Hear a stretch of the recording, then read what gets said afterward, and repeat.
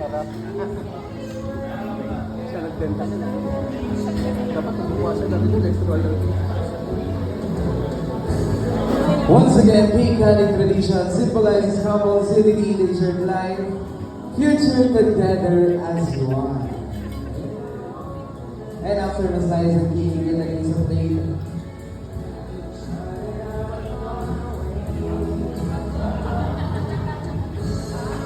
Alright, satisfied Paolo. Sige, nalit mo ang inyong slice of cake. Dito tayo sa gitna. Alright. At ang unang pagsusubo ng cake ay ikaw, Paolo. But wait lang, may kasabihan daw tayo na kung sino daw ang may pinakamalaking cake na ibibigay sa kanyang partner. So daw, may pinakamalaking pagmamahal. So, Paolo, gaano kalaki ang iyong pagmamahal para kay Catherine? Alright, so sobrang laki ng pagmamahal ni Paolo. So, isang buong cake na daw mo. Alright, sige, Paolo, come on. Yes, Paolo.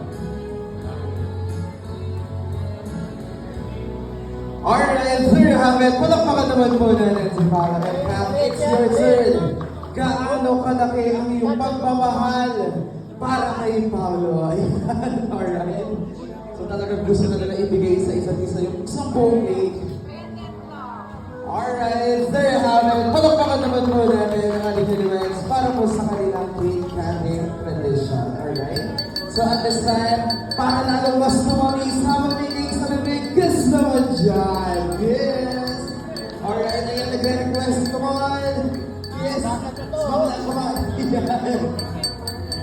Alright, there you have it. So at this time, ladies and gentlemen, get your glass and fill it with any kind of drink as we can join them for the symbolic wine toasting ceremony to be led by Mr. Patrick Jimenez, the cousin of the group, and Miss Madeline Peralta, the sister of the bride.